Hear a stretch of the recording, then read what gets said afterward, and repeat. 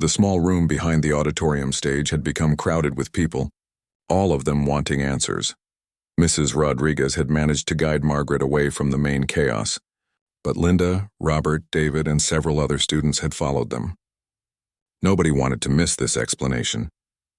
Margaret sat in a folding chair, still calm, still wearing that gentle smile. Mrs. Rodriguez pulled up a chair directly in front of her, leaning forward with intense curiosity mixed with something that might have been hurt feelings. 30 years, Mrs. Rodriguez said, her voice shaking slightly. 30 years I've been teaching piano. I know what I heard out there. That wasn't someone who learned a difficult piece in 3 weeks. That was someone who's played that piece hundreds of times. So please, Margaret, help me understand what just happened. Margaret took a deep breath and looked around at all the faces staring at her. Linda's expression was confused but still warm. Robert looked amazed. David seemed like he wanted to sink through the floor. The others just waited, desperate for an explanation that would make sense of what they'd witnessed. You're right, Margaret said quietly. I didn't learn that piece in 3 weeks. I learned it about 35 years ago, when I was a student at the conservatory. The room went completely silent. I was a concert pianist, Margaret continued, her voice steady and matter-of-fact. Not famous, nothing like that. But I had a career. I performed with regional orchestras, gave recitals, taught at a university conservatory for 28 years. Music was my entire life. Mrs. Rodriguez sat back in her chair, processing this information. But then why would you join a beginner piano class? Why pretend you didn't know how to play? I wasn't pretending, Margaret said, and there was something earnest in her voice that made people lean forward to listen. I mean, yes, obviously I know how to play, but I wasn't lying about anything else. I really did just move here. My husband really did pass away, and I really did want to be part of a learning community again. But you already know all this stuff, Linda said, her voice confused rather than accusatory. Why sit through lessons about how to read music in proper hand position? Margaret smiled at her friend. Because I missed being a student. For most of my career, I was the teacher, the expert, the person everyone looked to for answers. And it was wonderful, don't misunderstand. I loved teaching. But after Henry died and I retired and I moved here, I realized I was lonely. Not just for people, but for the experience of learning alongside others, of being part of a group where everyone's struggling with the same challenges. She paused, gathering her thoughts. When I walked into that first class, I saw people who were genuinely excited about music. They weren't trying to be perfect. They weren't competing. They were just learning for the pure joy of it, and I wanted to be part of that. But I knew if I told everyone I was a professional pianist, it would change everything. People would treat me differently. They'd ask me to help teach. They'd be intimidated or self-conscious around me. I wouldn't be part of the group anymore. I'd be separate. Mrs. Rodriguez shook her head, still trying to process everything. But Margaret, you sat through lessons on how to read music. You practiced basic scales like you'd never seen them before. I enjoyed those lessons, Margaret said simply. Do you know how long it's been since someone taught me anything about piano? Decades. Yes, I know how to read music. But hearing you explain it, seeing how you break down concepts for beginners, watching your teaching methods, it was fascinating. And the scales? I practice scales every day anyway. It's good discipline. The fact that I was doing them alongside other people, all of us working on the same thing, that made it meaningful in a different way. David finally found his voice, though it came out rough and ashamed. But I gave you that piece. The Chopin. I did it to... God, I did it to prove a point, to show you that you were being too timid. I thought... He couldn't finish the sentence. Margaret turned to look at him, and her expression held no anger. You thought I was someone who needed to be pushed, someone who was holding themselves back out of fear. Yes, David whispered, and I was so wrong. I'm so sorry. Don't apologize, Margaret said, and she actually sounded like she meant it. You gave me a gift, even if you didn't mean to. How is humiliating you a gift? You gave me a reason to play that piece again, Margaret explained. I haven't performed in over a year, since before Henry got sick, and I thought maybe I was done with performing. That part of my life was over. But when you handed me that sheet music, something woke up inside me. That piece, it was one of Henry's favorites. He used to say it reminded him of rain and thunder and sunshine all mixed together. Her voice caught slightly the first time she'd shown any real emotion. I'd been afraid to play it after he died. It hurt too much. But you gave me a reason, a deadline, a purpose. And these past 3 weeks working on it at home, remembering how Henry would sit and listen, it helped me heal something I didn't know was still broken. Linda had tears running down her face. Why didn't you tell us? We would have understood. Would you have? Margaret asked gently. If I'd shown up that first day and said, "Hello everyone, I'm a retired professional pianist, but I'd like to pretend I'm a beginner," would that have worked? Would you have treated me the same? The room was quiet because they all knew the answer. Of course they wouldn't have. Everything would have been different. I didn't mean to deceive anyone, Margaret continued, and I'm sorry if you feel I wasn't honest, but I needed this. I needed to just be a person in a class, learning alongside others without any expectations or assumptions. I needed to remember what it felt like to be a student instead of always being the teacher. Mrs. Rodriguez wiped her eyes with the back of her hand. I should be angry with you. Part of me is, but mostly I'm in awe. That performance was one of the most beautiful things I've ever heard. You're a wonderful teacher, Margaret said sincerely, even though I already knew the technical material, the way you teach, the encouragement you give, the patience you have with people. It reminded me why I fell in love with teaching in the first place. You made me want to be part of music education again. What do you mean? Margaret smiled. Well, if the offer's still open, I'd love to help with the class. Not as the expert, not taking over, but maybe I could work with individual students who want extra help, or co-teach some of the sessions. I've missed being around other people who love music. Mrs. Rodriguez laughed, a sound mixed with tears and disbelief. Are you kidding? I'd be honored. Though I have to say it's going to be really weird teaching someone who's probably better than I am. I'm not better, Margaret said firmly. I'm different. You can do things I can't. Every musician has their own strengths. Robert spoke up then. So, does this mean you've been watching all of us struggle with basic stuff while knowing exactly how to do it? That's kind of funny, actually. Margaret laughed, a genuine warm sound. You didn't struggle. You learned. There's a difference. And watching all of you work so hard, caring so much about getting things right, being excited about every small improvement, it was beautiful. It reminded me why music matters. The door to the room opened and several audience members peeked in, clearly hoping to talk to Margaret. Word had spread quickly about what had happened and everyone wanted to know the story. We should probably get back out there, Mrs. Rodriguez said, standing up.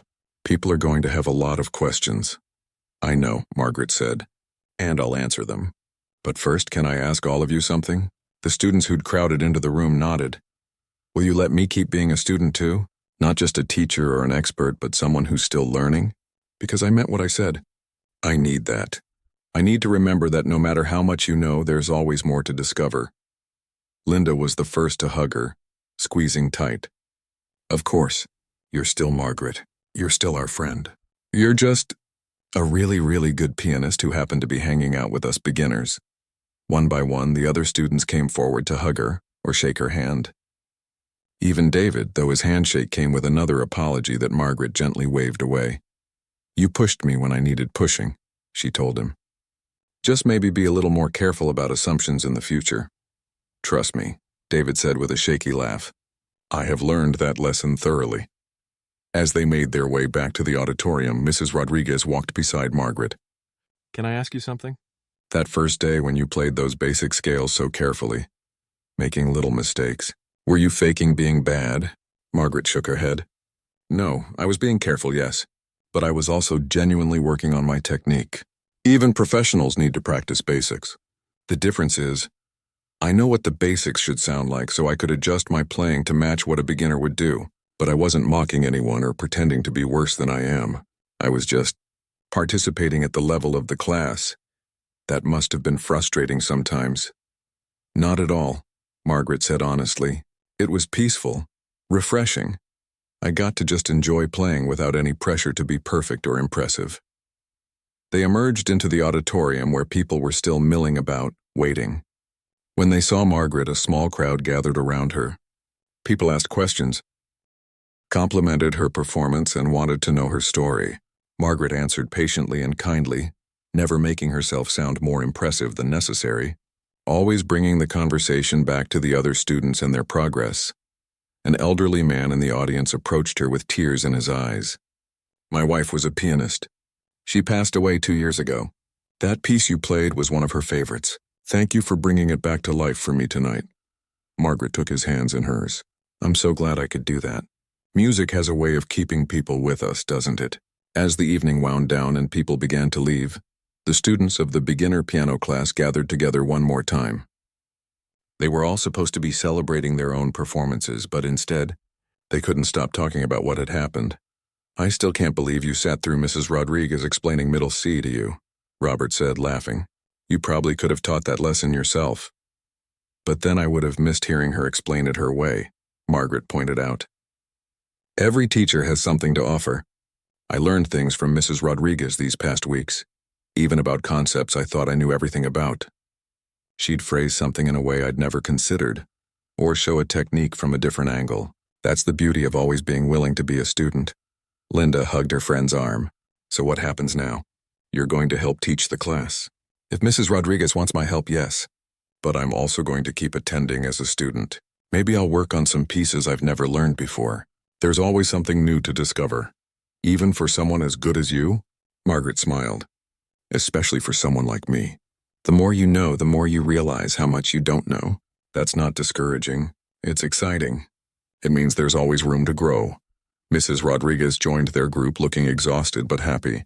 "Well, that was certainly the most surprising showcase I've ever been part of. Margaret, I think we need to sit down and talk about the next session. I have some ideas about how we could structure things." "I'd love that," Margaret said. "But Mrs. Rodriguez, I want to make sure you know I'm not trying to take over or change what you've built. This is your class, your vision. I just want to be part of it." Mrs. Rodriguez smiled warmly. "I think we can figure out a way to make it work. Though I have to admit, it's going to take me a while to get used to having a concert pianist sitting in the back row working on scales." "Former concert pianist," Margaret corrected gently. "Now I'm just someone who loves music and wants to share that with others." As the last of the audience members left and the students began gathering their belongings, there was a sense that something important had shifted. The beginner piano class would continue, but it would be different now. Not worse, just different. They had learned something valuable that night, and it wasn't just about music. They'd learned that expertise doesn't have to separate you from others. That being skilled at something doesn't mean you can't still be a student. That humility and mastery can coexist, and that sometimes the best way to rediscover your passion is to approach it with beginner's mind, even if you're not actually a beginner. Margaret was the last to leave the community center that night. She stood in the parking lot for a moment, looking up at the stars, thinking about Henry and how he would have loved tonight. How he would have laughed at the whole situation and told her she'd done exactly the right thing. As she got into her car and drove home through the quiet streets, she felt something she hadn't felt in a long time. Not just happiness or satisfaction, but purpose. She was part of a community again. She was both teacher and student, expert and beginner, master and learner, and most importantly, she was exactly where she needed to be. The community center's small auditorium looked different on Friday evening. Someone had strung up simple white lights along the walls, and there were fresh flowers on stands near the stage. Rows of folding chairs had been set up facing the beautiful grand piano that had been brought in specially for the occasion. It was far nicer than the worn uprights they'd been practicing on all these weeks. People started arriving around 6:30, even though the showcase wasn't supposed to start until 7. Proud parents came with cameras. Supportive spouses carried bouquets of flowers. Friends and neighbors filled in the remaining seats, curious to see what the beginner piano class had accomplished. Backstage, which was really just a sectioned-off area behind a curtain, the students were in various states of nervous preparation. Some were running through their pieces one last time on a practice keyboard someone had set up. Others were trying to calm their nerves with breathing exercises or last-minute pep talks. Margaret sat quietly in a corner, her hands folded in her lap. She was wearing a simple navy dress that she'd had in her closet for years. Nothing fancy, nothing that drew attention, just elegant in its simplicity. Her gray hair was pulled back neatly, and she wore small pearl earrings that had been a gift from her late husband. Linda rushed over to her, looking flustered and worried. "Margaret, there you are. How are you feeling? Are you nervous?" "I'm absolutely terrified, and I'm just playing Twinkle, Twinkle, Little Star with some variations." Margaret smiled up at her friend. "You'll do wonderfully. I heard you practicing earlier. It sounded beautiful. But what about you? Are you really going through with it? The Chopin piece? Yes, Margaret said simply. I'm really going through with it. Have you at least told Mrs. Rodriguez? Does she know you're planning to actually perform it? Before Margaret could answer, Mrs. Rodriguez herself appeared, clipboard in hand. She looked both excited and stressed, the way any teacher does before their students perform publicly. 5 minutes until we start, everyone. Is everyone here? Let me do a quick count. She started checking names off her list, then paused when she reached Margaret. Margaret, we need to talk about tonight. I know, Margaret said, standing up. I'm going to perform the Fantasy Impromptu. Mrs. Rodriguez closed her eyes for a brief moment as if gathering strength. When she opened them, her expression was conflicted. Margaret, I've been thinking about this all week. I can't let you do this if you're not ready. It's not fair to you. The audience won't understand if something goes wrong. They'll just think, Mrs. Rodriguez, Margaret interrupted gently, placing a hand on her teacher's arm. I know you're worried. You've been kind and patient with me, and I appreciate it more than you know. But I promise you I'm ready. You haven't played even one measure of it in class. Not one, I know. And I understand why that concerns you. But sometimes you have to trust people even when you don't understand their methods. David appeared then, having overheard part of the conversation. He looked less cocky than he had in previous weeks, more uncertain. Mrs. Rodriguez, maybe we should let her try. I was the one who gave her the piece. If she fails, that's kind of on me, right? Mrs. Rodriguez shot him a look that clearly said they'd be having a conversation about his judgment later. But she turned back to Margaret. Are you absolutely certain? I am, Margaret said with complete calm. Mrs. Rodriguez studied her face one more time, searching for any sign of false bravado or hidden panic. But all she saw was that same peaceful confidence that had puzzled her for weeks. Finally, she sighed and made a check mark on her clipboard. All right. You're performing last right before we close out the evening. That way it won't affect the mood for the other performers. Margaret nodded. That sounds perfect. The showcase began right on schedule. Mrs. Rodriguez walked out to the small stage area and welcomed everyone with a warm speech about the joy of learning and the courage it takes to perform for others. Then she introduced the first student, a nervous teenager who'd been taking the class with his grandmother. One by one, students made their way to the grand piano. Some performances were flawless, earning enthusiastic applause. Others had small mistakes, but the audiences clapped just as hard, appreciating the effort and improvement. Robert absolutely nailed his piece, which was a simple folk melody he'd been worried about for weeks. He grinned so wide when he finished that several people in the audience laughed with joy. Linda's turn came and she was visibly shaking as she sat at the piano. But once she started playing, her nerves settled, and she made it through her variations beautifully. When she returned backstage, she hugged Margaret tightly. I did it. I actually did it. You were wonderful, Margaret assured her. I'm so proud of you. As more students performed, the atmosphere in the auditorium grew warmer and more encouraging. This wasn't a serious classical concert where people judged every note. This was a community celebration of learning and growth. Families cheered for their loved ones. Fellow students applauded extra loud for their classmates. Finally, after nearly an hour of performances, Mrs. Rodriguez returned to make an announcement.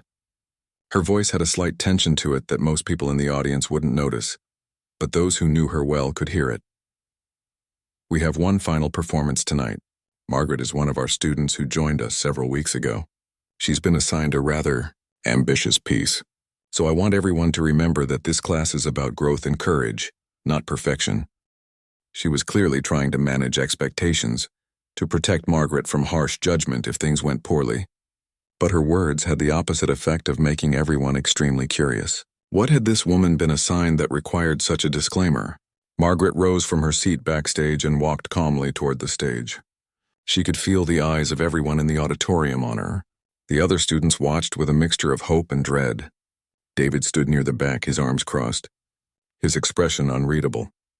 As Margaret reached the grand piano, there was something in the way she carried herself that made a few people in the audience sit up straighter. It was subtle, but her posture had changed. Not in an arrogant way, but in the way of someone who knew exactly what they were about to do. She sat at the piano bench and adjusted it carefully, moving it forward just a touch. Then she paused for a moment with her hands in her lap, her eyes closed. The auditorium fell into complete silence. Even the people who'd been whispering to each other stopped. Margaret opened her eyes, placed her hands on the keys, and began to play. The first notes of Chopin's Fantaisie Impromptu rang out through the auditorium, and the effect was instantaneous. That opening cascade of notes, the ones that gave the piece its distinctive character, flowed from the piano with such fluid precision that several people gasped audibly. Mrs. Rodriguez, who had been standing to the side of the stage, froze completely. Her mouth fell open. This wasn't a beginner struggling through a difficult piece. This was something else entirely. Margaret's hands moved across the keyboard with breathtaking speed and grace. The rapid 16th notes that would cause most pianists trouble seemed to flow from her fingers effortlessly. Her left hand provided the steady rhythm while her right hand danced through the complex melodic passages. In the audience, Linda grabbed the arm of the person sitting next to her, her eyes wide with shock. Robert leaned forward in his seat, unable to believe what he was hearing. All around the auditorium, people were having the same realization. They were witnessing something extraordinary. David had gone completely pale. His confidence had evaporated, replaced by dawning horror at what he'd done. He'd challenged someone, mocked them really, thinking they were just a cautious beginner. And now he was watching them perform one of the most technically demanding pieces in classical piano, with the skill of a concert pianist. Margaret continued playing, completely absorbed in the music. When she reached the famous Largo section, the gentle singing melody that provides contrast to the rapid outer sections, her touch became impossibly delicate. Each note seemed to float in the air before the next one arrived. Several people in the audience had tears in their eyes. Then came the return to the rapid tempo, and Margaret's fingers flew across the keys once more. The tricky passages where the right hand plays in groups of 4 while the left plays in groups of 3, the ones that trip up even advanced students, she executed flawlessly. The music built in intensity, growing more powerful, more passionate. Mrs. Rodriguez put her hand over her mouth, still in shock. In her 30 years of teaching, she'd never experienced anything like this. She'd been worried about a student embarrassing themselves. Instead, she was watching a masterclass in piano performance. The piece rushed toward its conclusion, that famous accelerando where the tempo increases and the technical demands reach their peak. Margaret's hands became a blur of motion, her fingers striking the keys with perfect accuracy despite the incredible speed. The power of the music filled the small auditorium, commanding everyone's complete attention. And then, with a final flourish, she played the last cascading run down the keyboard. The notes tumbled over each other in a waterfall of sound, ending with a decisive final chord. For a moment after the music stopped, there was absolute silence. Not because people weren't impressed, but because they were too stunned to react. It was as if everyone needed a second to process what they'd just witnessed. Then the applause started. It began with one person, then another. Then suddenly everyone was on their feet. The applause wasn't polite or encouraging like it had been for the other students. It was thunderous, filled with genuine awe and amazement. People were shouting, "Brava!" Several were openly crying. Margaret sat at the piano, her hands folded in her lap once more, that same gentle smile on her face. She stood slowly and gave a small, modest bow to the audience. The applause somehow grew even louder. Mrs. Rodriguez was the first person to rush onto the stage. She had tears streaming down her face, and she grabbed Margaret's hands in hers. "How, what? Who are you?" Margaret just smiled, that same peaceful smile she'd worn throughout the entire class.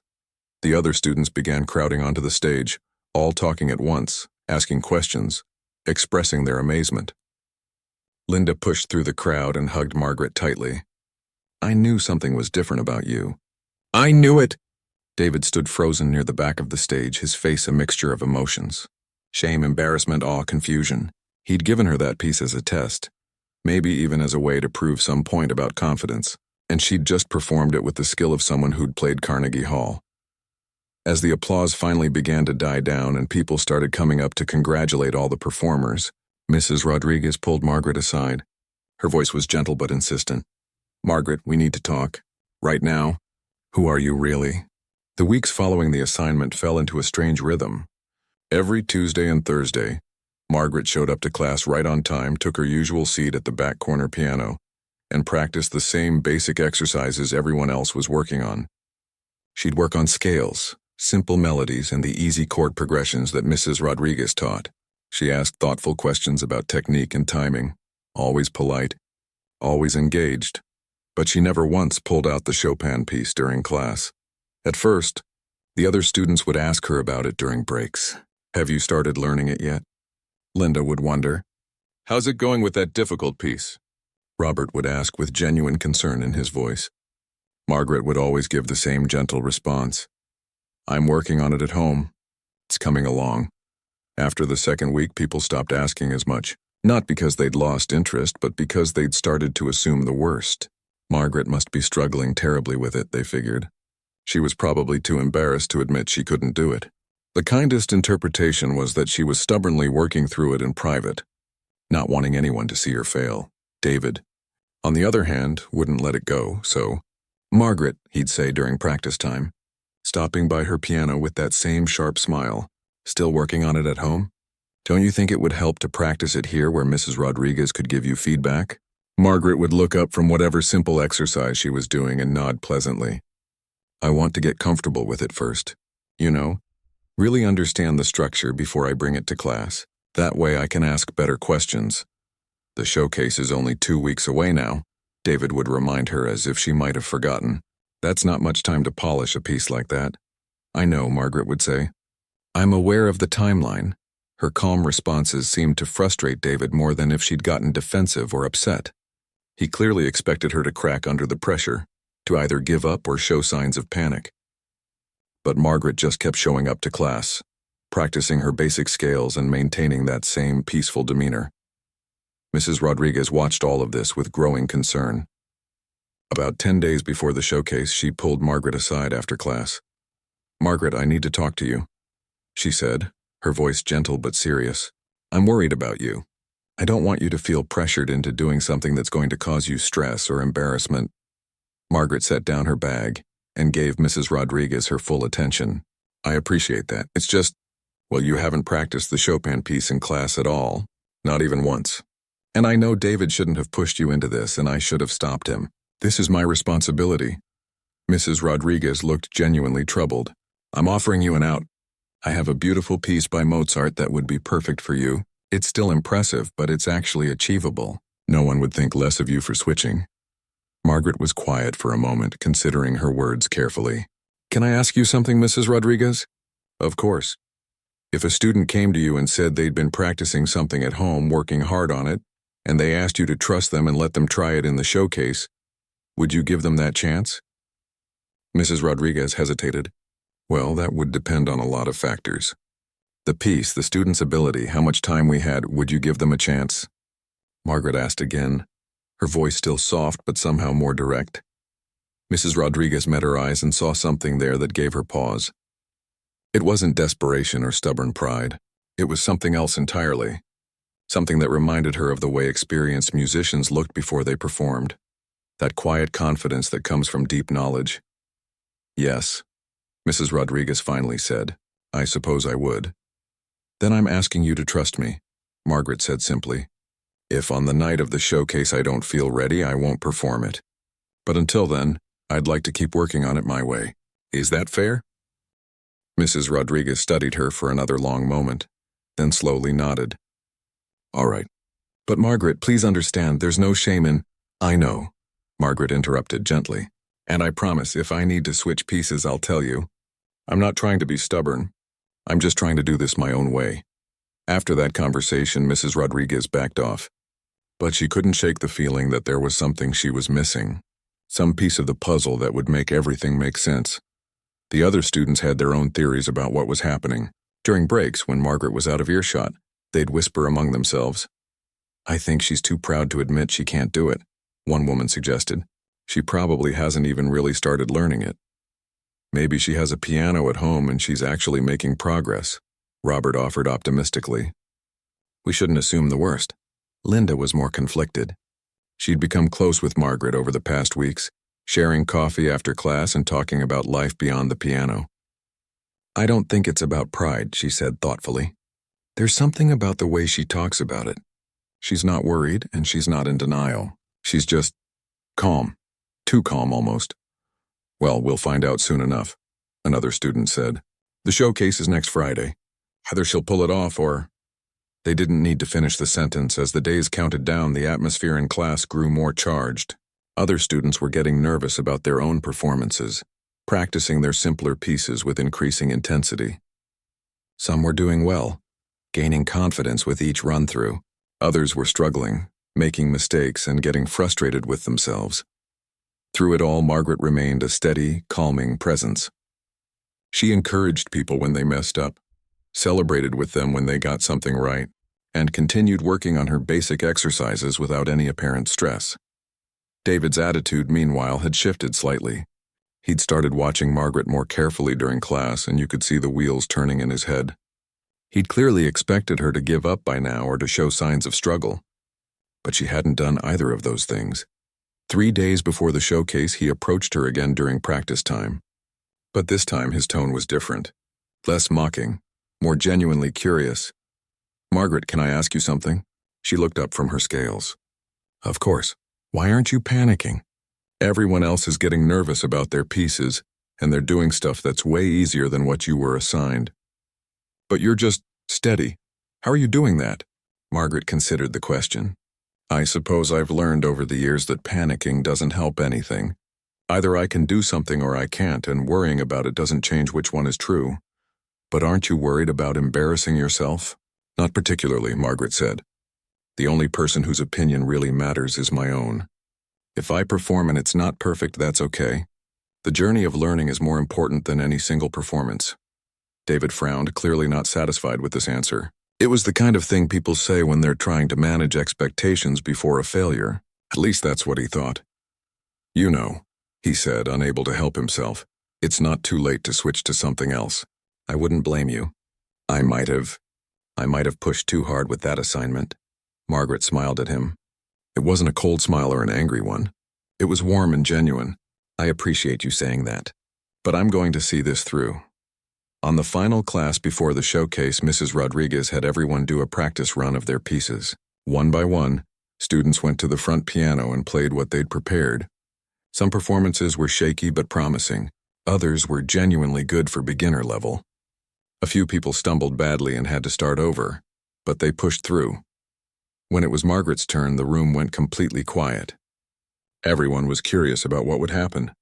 Would she attempt the Chopin? Would she finally reveal what she'd been working on at home? Margaret stood up and walked to the front of the room. She sat at the piano, adjusted the bench, and placed her hands on the keys. Then she looked up at Mrs. Rodriguez. I'm going to save it for tomorrow night, she said calmly, if that's all right with you. Mrs. Rodriguez opened her mouth to respond, then closed it. She looked torn between relief and anxiety. Are you sure you don't want to do at least a run-through? Get some feedback? I'm sure, Margaret said. I want tomorrow night to be... Well, I want it to be a surprise. Linda spoke up from the back. Margaret, are you really going to attempt it? The Chopin piece? Margaret turned in her seat and looked at her friend. Yes, I'm really going to attempt it, but we haven't heard you practice it at all. Not even a little bit. How will we know if you need help? Margaret's expression softened. That's very kind of you to worry, but I promise I know what I'm doing. The room remained silent for a moment. Then Mrs. Rodriguez made a decision. All right, Margaret. I'm going to trust you. But I'll have that Mozart piece as a backup just in case, fair? Fair, Margaret agreed. She returned to her seat and the class continued. But the energy had changed. Tomorrow night's showcase had suddenly become much more interesting. Would Margaret actually perform the impossible piece? Would she crash and burn in front of everyone? Or would she quietly switch to the backup piece at the last minute? As class ended and people gathered their things, the conversations were all about Margaret. She'd become the main event, the question mark hanging over the entire showcase. Margaret said goodnight to everyone and walked out to her car. As she drove home through the dark streets, she allowed herself a small smile. Tomorrow night was going to surprise a lot of people. When she got home, she didn't touch her piano right away. Instead, she made dinner, called her daughter to chat about the grandkids, and watched a little television. It was only later, when the apartment was completely quiet, that she finally sat down at her own piano. The instrument was nothing fancy, just an old upright that she'd bought secondhand when she'd moved to town. But it was well maintained and properly tuned. She'd made sure of that. Margaret pulled out the Chopin sheet music, though she didn't really need it anymore. She knew every note by heart. She'd known them for decades. She placed her hands on the keys, took a deep breath, and began to play. 3 weeks had passed since Margaret started the piano class, and she'd settled into a comfortable routine. Every Tuesday and Thursday evening, she'd drive to the community center, take her usual seat at the back corner piano, and work through the exercises Mrs. Rodriguez assigned. She was making steady progress, exactly the kind of progress you'd expect from a dedicated beginner who practiced regularly but didn't have any special talent. The other students had started to form a little community. Linda always saved the piano next to Margaret's, and they'd chat during breaks about their practice struggles and small victories. Robert had finally mastered the scale that had been giving him trouble the first week, and he'd celebrated by bringing cookies for everyone. Even the quieter students had started opening up, sharing their frustrations and encouragements. Margaret fit right into this group. She asked questions that showed she was thinking carefully about the material. When someone struggled with a concept, she'd offer gentle encouragement. She never showed off or tried to move faster than the rest of the class. If anything, she seemed content to be exactly where everyone else was, learning at the same pace. But on this particular Thursday evening, everything was about to change. Mrs. Rodriguez arrived at class with an unusually bright smile. She clapped her hands to get everyone's attention before they even sat down at their pianos. "I have exciting news, everyone. The community center has agreed to let us put on a small showcase evening for friends and family. It'll be 4 weeks from now, on a Friday evening. Nothing too formal, just a chance for you to share what you've learned and for your loved ones to see your progress." The reaction in the room was mixed. Some students lit up with excitement, already imagining the applause. Others looked terrified at the thought of performing in front of people. Linda grabbed Margaret's arm and whispered, "Oh my goodness, I don't know if I'm ready for that." Margaret patted her hand reassuringly. "It'll be fine. We've all been working hard," Mrs. Rodriguez continued. "Now I'm going to assign each of you a piece that's appropriate for your skill level. Don't worry. I'm not going to give you anything too difficult. The goal is for you to feel proud, not stressed." She pulled out a folder full of sheet music and began calling students up one by one. To the newest beginners, she gave simple children's songs and folk melodies. To those who'd shown a bit more promise, she assigned easy classical pieces that wouldn't overwhelm them. Margaret watched as each student received their assignment. Some looked relieved at getting something manageable. Others seemed disappointed that they weren't being challenged more. The whole process felt warm and encouraging, exactly what you'd want from a beginner's class. Then Mrs. Rodriguez called Margaret up to the front. Margaret walked up with her usual quiet demeanor, expecting to receive something similar to what the other intermediate students had gotten. But before Mrs. Rodriguez could reach into her folder, David stepped forward. He'd been standing off to the side, observing, and now he had that look on his face that suggested he'd just had what he thought was a brilliant idea. "Mrs. Rodriguez, if I may," he said, not quite waiting for permission. "I've been watching Margaret over these past few weeks, and I think she's been holding herself back. Playing too safe, you know." Mrs. Rodriguez raised an eyebrow but nodded for him to continue. David turned to Margaret with what he probably thought was an encouraging smile. "I think what you need is a real challenge. Something that'll push you out of your comfort zone and make you stop being so cautious." Margaret felt a small knot form in her stomach. She had a pretty good idea where this was heading, and it wasn't anywhere good. "I think you should perform Chopin's Fantasy Impromptu," David announced, pulling out the sheet music from his own bag. He'd clearly been planning this. The room went completely silent. Even the students who knew nothing about classical music could sense that something significant had just happened. Linda actually gasped quietly. Mrs. Rodriguez's expression shifted from surprise to concern. "David, that's quite an advanced piece. Even my intermediate students would struggle with that. It typically takes years of serious practice to perform it properly." David shrugged, still holding out the sheet music toward Margaret. "Sometimes people rise to the occasion when you believe in them. I think she can handle it. Or at least she should try." There was something in his tone that wasn't quite right. It wasn't pure encouragement. There was an edge to it, a hint of challenge that bordered on mockery. Margaret recognized it immediately. She'd seen this kind of thing before many times, a young person with just enough knowledge to be dangerous, testing someone they'd misjudged. Margaret looked at the sheet music David was holding out. She could see the complex notation even from a distance. The cascading notes, the intricate rhythms, the famous passages that had intimidated piano students for generations. This wasn't just a difficult piece. This was one of the most technically demanding works in the piano repertoire. "David, I really don't think," Mrs. Rodriguez started to say. "It's okay," Margaret interrupted quietly. She reached out and took the sheet music from David's hand. "I'll give it a try." The room erupted in whispered conversations. Robert leaned over to the person next to him and said, "Is he crazy? She's going to be humiliated." Linda looked at Margaret with genuine worry in her eyes. Mrs. Rodriguez pulled Margaret aside while the other students buzzed with concern. She spoke in a low voice, her face serious. "Margaret, you don't have to do this." "David means well, but sometimes he doesn't think things through. I can assign you something more appropriate." "There's absolutely no shame in that." Margaret looked down at the sheet music in her hands. She ran her fingers over the notes, feeling the paper beneath her fingertips. For just a moment, something flickered across her face. Not fear or anxiety, but something else, something harder to define. "I appreciate your concern, Mrs. Rodriguez, I really do, but I'd like to try. If it turns out to be too much, I'll let you know and we can choose something else. Is that okay?" Mrs. Rodriguez studied her face for a long moment, clearly trying to understand what she was seeing. Margaret's expression was calm, almost peaceful.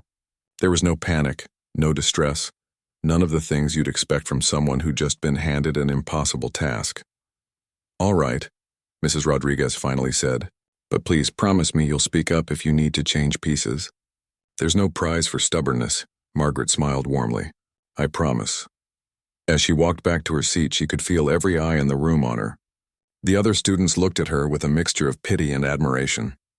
Pity because they thought she was about to fail spectacularly. Admiration because she'd accepted such an impossible challenge without complaint. David was watching her too, with a satisfied smirk that he didn't bother to hide. He clearly thought he'd proven some kind of point, though exactly what point remained unclear. Linda leaned over as soon as Margaret sat down. "Are you sure about this? I looked it up on my phone just now and people are saying that piece is incredibly hard. Like professional pianist hard." Margaret carefully placed the sheet music in her bag. "I'll work on it at home. See what I can do. No harm in trying, right? But what if you can't learn it in time? Won't you feel terrible performing something you're not ready for?" Margaret turned to her friend with that same calm smile. "Then I'll tell Mrs. Rodriguez I need a different piece. Like I said, no harm in trying." But something in the way she said it made Linda pause. There was a confidence there that didn't quite match the situation. Not arrogance, nothing like that. Just a quiet certainty that seemed out of place for someone facing such a daunting challenge. The rest of the class continued, but the energy had shifted. People kept glancing at Margaret, wondering what she was thinking. When it was time for individual practice, Margaret worked on the same basic exercises everyone else was doing. She didn't pull out the Chopin piece. She didn't even mention it again. David made a point of stopping by her piano during practice time. "So have you looked at the piece yet? It starts with that famous cascade of notes. You know the part I mean?" Margaret nodded without looking up from her practice. "I'll look at it when I get home. Right now I want to focus on getting these scales smooth. You're going to need to practice it in class too, you know. That way Mrs. Rodriguez can help you with the difficult sections." "I'll practice it at home first," Margaret said simply. "Once I understand the structure, I'll bring it to class." David looked like he wanted to say more, but Margaret had already turned her attention back to her scales. He walked away looking slightly annoyed that he hadn't gotten the reaction he wanted. When class ended that evening, several students approached Margaret in the parking lot. They offered encouragement and support, but you could hear the doubt in their voices. They were being kind, but they didn't really believe she could do it. How could they? Most of them had never heard the piece, but they understood enough about piano to know that a 3-week beginner shouldn't be attempting anything called a fantaisie impromptu. Margaret thanked them all, graciously, and drove home through the quiet streets. When she arrived at her small apartment, she didn't immediately pull out the sheet music. Instead, she made herself a cup of tea and sat by the window, looking out at the street below. She thought about David and his challenge. She thought about Mrs. Rodriguez's concern and Linda's worry. She thought about the other students and their kind, doubtful expressions. They all meant well. They all thought they understood the situation, but they didn't. Not really. Margaret finished her tea and finally pulled the sheet music from her bag. She spread it out on her kitchen table and looked at it properly for the first time in years. The notes were as familiar to her as her own face in the mirror. Every phrase, every dynamic marking, every challenging passage. She smiled to herself in the empty kitchen. This was going to be interesting. The rain was coming down hard that Tuesday evening when Margaret pushed through the glass doors of the Riverside Community Center. She shook the water off her old jacket and looked around the lobby, trying to figure out where the piano class was being held. A handwritten sign with an arrow pointing down the hallway gave her the answer she needed. She was running a few minutes late, and she could already hear the faint sound of piano music drifting from one of the rooms. Margaret quickened her pace, her sneakers squeaking slightly on the polished floor. When she finally found the right room, she paused at the doorway, taking in the scene before her. About a dozen people were scattered around the room, each sitting at their own upright piano. Most of them looked nervous, their hands hovering over the keys like they were afraid the piano might bite. At the front of the room stood the instructor, a woman in her 50s with perfect posture and an air of someone who had spent their entire life around music. Margaret slipped into the room as quietly as she could, hoping not to draw too much attention. She'd never been one for making grand entrances. The instructor glanced up from her attendance sheet and gave her a quick nod. "You must be Margaret. Please, take any seat in the back. We're just getting started with some basic hand positions." Margaret made her way to an empty piano near the back corner. The bench creaked a little as she sat down, and she placed her worn canvas bag on the floor beside her. She'd bought that bag 20 years ago at a street market, and it had been with her through so many chapters of her life. Now it was faded and patched, but she couldn't bring herself to replace it. The instructor introduced herself as Mrs. Rodriguez, a classically trained pianist who had been teaching for over 30 years. She spoke with the kind of confidence that comes from knowing your subject inside and out. As she demonstrated proper posture and hand placement, Margaret watched carefully, her hands folded in her lap. "The key to playing piano," Mrs. Rodriguez explained, "is to stay relaxed. Tension is your enemy. Your hands should feel like they're floating over the keys, not fighting with them." She played a simple scale to demonstrate, her fingers moving smoothly up and down the keyboard. It was basic stuff, but she played it beautifully. Margaret found herself nodding along, appreciating the little details in the technique.